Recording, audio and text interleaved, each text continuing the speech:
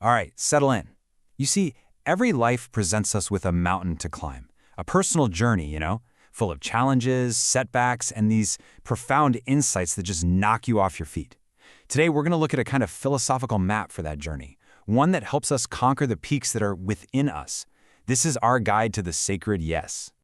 The philosopher Friedrich Nietzsche, he believed that to truly affirm your life, to say a radical, unconditional yes to all of it, the good and the bad, is the most profound commitment you can possibly make.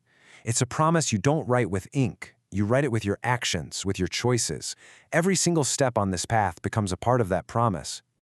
So, I have to ask you before we go any further, are you ready for this kind of climb? This kind of radical self-exploration? Because the path to self-mastery, it's demanding. And once you truly begin, believe me, the only way is forward. I want you to think of your life as this mountain range. From a distance, it can look just magnificent, right? But up close, we all encounter the jagged rocks of fate, the sudden storms of shattering insights. This is the terrain. This is what we all have to navigate. The thing is, many of us, we start this climb already weighed down. We're carrying this invisible pack on our backs, and it's filled to the brim with resentment for every stumble, every sharp stone. It's a kind of internal poison that makes your legs feel heavy and your heart bitter. It slows the whole journey down to a crawl. So listen, to climb high, you first have to understand the forces that are pulling you down. And the most powerful of these, it isn't the gravity out there. It's an internal enemy, an enemy Nietzsche called the spirit of revenge. And here it is. This is the enemy. This isn't just about getting revenge on some person who wronged you. No, it's a bitterness against time itself, a bitterness against the fact that things happened the way they did. It's a will that constantly looks backward and curses the past. And in doing so, it turns the living, flowing river of your soul into a stagnant, poisoned pool. In this spirit of revenge, it takes a lot of different forms on our climb. Sometimes it's the spirit of gravity, that heavy, leaden cloak of despair and nihilism that makes every single step feel impossible. Other times, it's like a tarantula, sneakingly injecting this hidden venom of bitterness against life itself. Or it can be the Socratic rationalist, that part of us that's just starved of intensity, the part that's terrified of any challenge it can't first measure with cold, detached logic. So this presents us with a choice, a fundamental choice, really.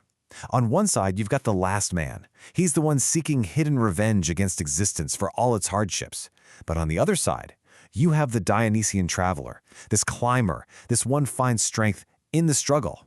He sees every jagged rock, every setback, every eater's bite as a sacred and necessary part of his own growth, his own ascent. So the big question is, how do you combat these shadows? How do you become that second type of climber? Well, you're going to need more than just willpower. You need a different kind of tool entirely. You need a fire inside you. And this is the most vital tool you have for the ascent. The heroic affirmation. The sacred yes. I want you to think of it like an internal, metabolic fire. It doesn't just warm you up against the cold hardship, it actually consumes the bitterness and resentment. It transforms the very weight that's pulling you down into the rhythmic energy that propels you upward. At the very heart of this fire is a simple, yet, an incredibly difficult command. Amor fati. It means love your fate. Not just accept it, not just endure it, no. Love it. Love the smooth paths and the treacherous ones. Love the summit and the abyss. Love the mountain of your life exactly as it is. So how does this fire actually work? Well, for starters, it changes your fuel source. Instead of being poisoned by past hurts, this affirmation metabolizes them. It literally turns what once weakened you into pure energy for the climb ahead.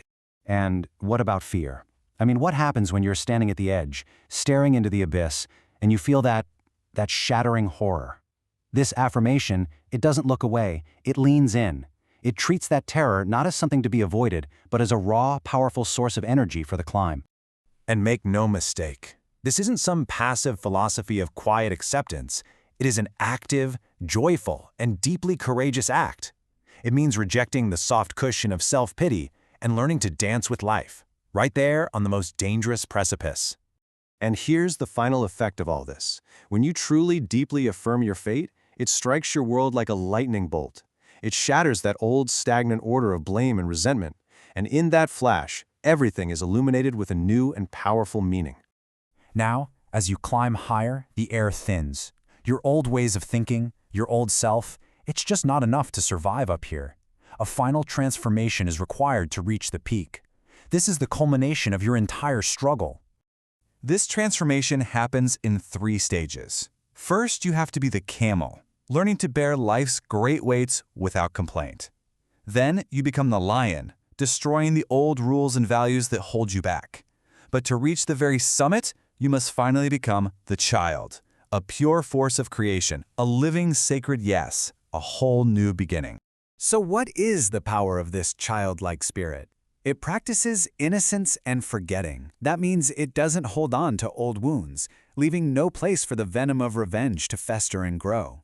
It's a wheel rolling from its own center, creating its own values, its own joy. It sees the entire chaotic universe not as a threat, but as a sacred playground. And it finds the justification for life right there, in its raw, unfiltered totality. And so, you've made it. You've reached the summit. The struggle is behind you, the whole world is below. Now let's talk about the reward for this climb. What is the view from up here, breathing this thin, pure air? From this vantage point, you finally see it all. Not as some messy collection of accidents and pains, but as a single, unified masterpiece. You see its tragic elements, its terrifying savagery, oh yes, but you also see its overwhelming, breathtaking grandeur. And it's only from here that you can face the ultimate philosophical test. It's Nietzsche's thought experiment, the eternal recurrence. Imagine you had to live this exact life with every single joy and every single sorrow over and over and over again for all of eternity. The view from this peak, it's the only thing that allows you to greet that terrifying thought, not with despair, but with a shout of joy. In this is the final proverb, the truth you earn at the summit. Your freedom was never about escaping the mountain. It was about affirming it so completely, so totally, that its weight became your wings. So, we've looked at the map, we've identified the shadows, and we've talked about the tools for the ascent. But this journey, this is yours, and yours alone. The mountain is there, your mountain. And now that you've seen the path, the only question that really matters is, will you climb?